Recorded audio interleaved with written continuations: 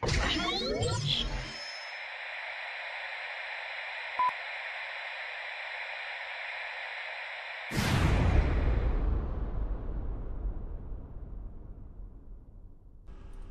hello, Mr. Man Leader here, and this is a story all about how my flawless domination jungle game got flip-turned upside down.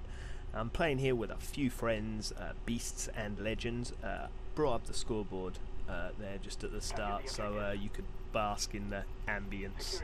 We're basking in the ambience. You'd seen, if you were paying attention, that one of my party is Von Top Gear. Otherwise known as the Gervan. He's a man, in my mind at least, who's second in the pantheon of famous Belgians, just losing out to Tintin creator Hergé in the all-time list. Anyway, as well as his new house being on all of the tourist bus tours available in Belgium, also on the left here, you'll see the house of the Gervan, who's especially also bringing a European feel to the Call of Duty commentary scene. His videos featuring tits are especially popular. As well as all that, he's also the host of this particular match. I mentioned this was a flawless game. It's also a flawless game with moving around, lots of caps and defends, and using non-lethal kill streaks. You know why I use non-lethal kill streaks? That's right, because I'm not selfish. Everyone with a balanced, nuanced and sensible view on what it means to be alive knows that there were three really important things in life. 1. Playing Call of Duty. 2. Recording Call of Duty. And 3.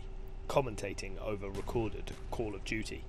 Now, obviously big famous YouTubers such as the Gervan and Wings of Redemption are part of a selfish conspiracy to make those three things much more difficult for me.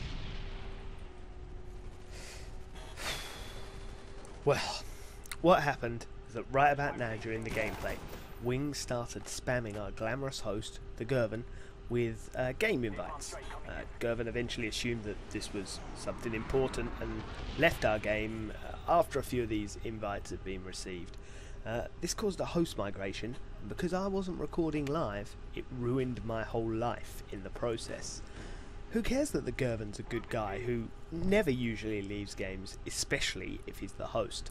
Who cares that he explained what was going on and then he didn't leave immediately, even when everyone, including me, told him that it wasn't a problem to do so? Who cares that he often likes my videos or tweets out links to them, meaning that more people get to see the videos that I upload to my moribund channel? Who cares that he was right when he thought that he was leaving because it was something important? Who even cares that he makes great videos himself, often including the aforementioned tits, even while working a demanding schedule? As for Wings, well, who cares that he doesn't know who I am and therefore doesn't know the consequences his actions may have on the fragile house of cards that is my life? Who cares that he's made countless entertaining videos that have kept me entertained for hours, all for free as far as I'm concerned, meaning that I don't have to watch as much shit TV like soap operas or Celebrity Sex Dungeon.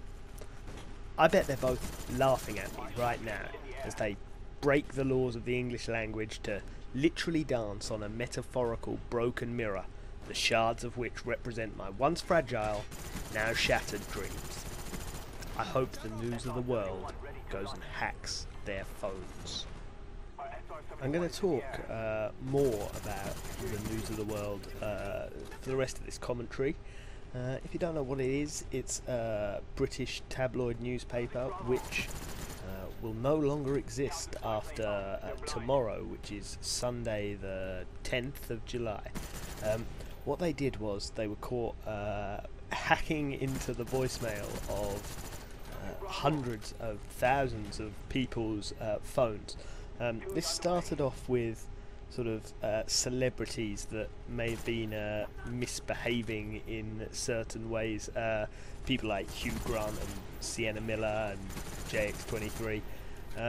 And people didn't really have a whole lot of sympathy with these people because, well, they're celebrities, they earn a lot of money, and whilst what the paper was doing was still completely and utterly illegal, we kind of have a dim view of famous people in the UK, and kind of seen as fair game to do these kind of things, even if it's breaking the law. I'm going to pause now talking about that and come back to it, because there's about to be a host migration, and because this is in theatre mode, I've had to add my own host migration scene to this. So let me know if you think it's better than the original Treyarch version.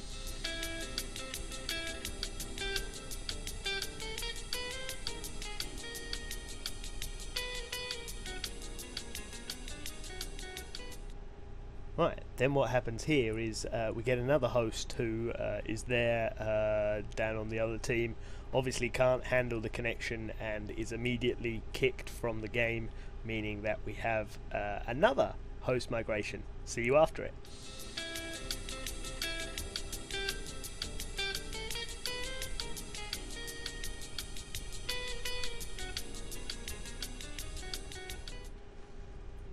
So yeah, news of the world.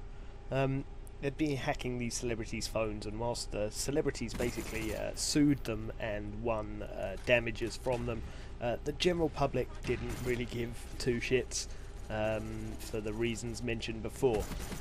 Then what started to happen early last week was that rumours started coming out that other people were having their phones hacked who weren't sort of celebrities who some people argue are asking for it by courting publicity. The people that were revealed to have their phones hacked included a girl who went missing a few years ago called Millie Dowler, who was, I think she was later found killed, but regardless, they went in and listened to her voicemails to try and get a cheap headline out of it, and actually deleted some of the voicemails, which gave her family sort of false hope that she was still alive and listening, and therefore deleting the messages after she'd done so. Also, obviously that's illegal, and potentially could have been evidence in a future court case that the newspaper didn't know wouldn't happen. So pretty dodgy there. They were also caught hacking the phones of a couple of other abducted. They were sort of 9-10-year-old girls who were abducted a few years ago and murdered. Yeah, they hacked the families' voicemails and families of soldiers serving in Afghanistan, and every day there were more rumours about who was getting hacked and what was going on. So yeah, eventually the tide of public opinion pretty swiftly started to turn when these revelations came out, and the newspaper has now been announced that it's going to be shut down. It's actually owned by Rupert Murdoch, who also owns Sky TV here in the UK, and some other newspapers, and Fox Broadcasting, and the movie studio in the States, and I'm sure quite a lot of other things as well. And they've announced that they're closing the newspaper, obviously because of all this bad publicity. It's pretty difficult to recover from. The reason why this is pretty bad is that all of the hacking went on in a period that's sort of a fair few years ago now, and everyone at the newspaper who was there at the time that this was going on has been replaced. So everyone there at the newspaper now has lost their jobs, and whatever you think about journalists, that includes the people who answer the phones or the people who clean the office or whatever, and they've now got to find a way of paying rent to their houses or meals for their children in the most expensive city, or one of the most expensive cities in the world, in London. So yeah, that's pretty awful.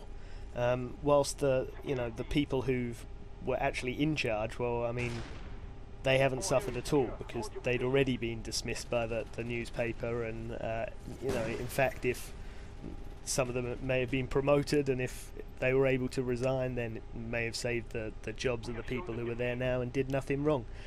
So literally nothing good about it. Yeah, but the Death Star has now exploded.